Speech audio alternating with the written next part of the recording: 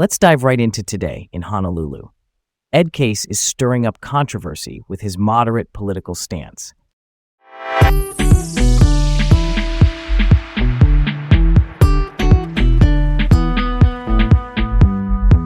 I'm Leah. Welcome to Laid Back Local, the news of the day, with Leah and Garrett from Honolulu.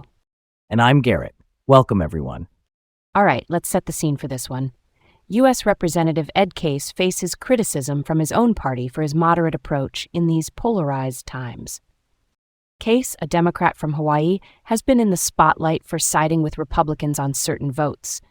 That includes a bill demanding proof of citizenship to vote, and the censure of Texas Representative Al Green for disrupting a speech by former President Trump. The kicker is that Case is part of the Problem Solvers Caucus, which is all about bipartisanship. But this isn't sitting well with some Democrats. Yeah, that's pretty cool, right? But I gotta say, there's a lot of whispers questioning whether Case's approach dilutes the Democratic stance when it really counts.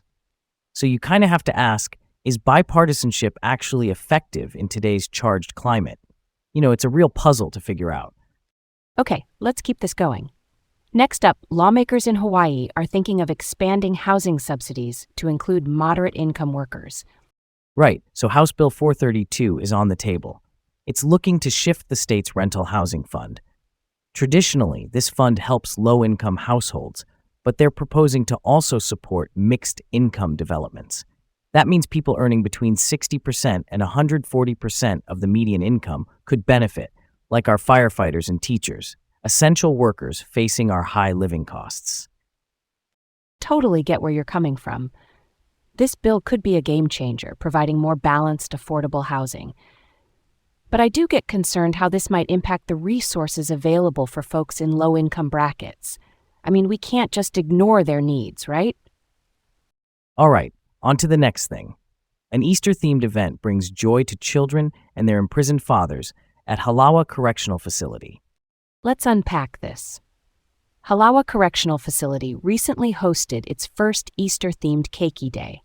It was an event where good-behaving inmates got to spend much-needed quality time with their kids. Organized by Keiki Oka'aina Family Learning Centers, it's all about family connections, helping with the father's reintegration into society. Honestly, that's a beautiful thing. There's so much value in keeping those family bonds strong. It can really help inmates readjust to life outside.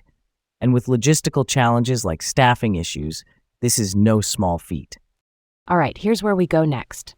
The Merry Monarch Festival is back in full swing with award-winning hula performances.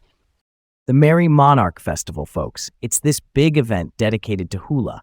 Held in Hilo, it's seen as not just a dance celebration, but an expression of cultural activism. This year, the festival is on full display, with 27 groups and 13 solo dancers stepping up.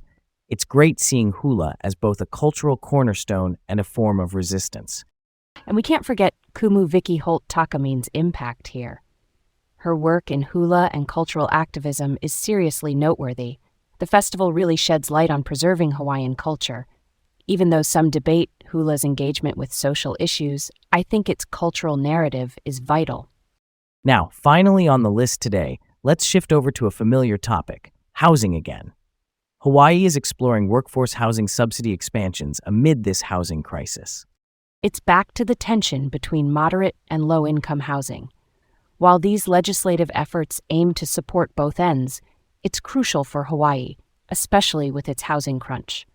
Balanced approaches like this are what can make a difference in keeping essential workers on the islands. Nailed it. The sustainable legislation we need has to balance these dual income needs. It's got to address the housing crisis on a broader scale. Thanks for tuning in to Laid Back Local, the news of the day with Leah and Garrett from Honolulu. Have a great day, and we'll catch you tomorrow.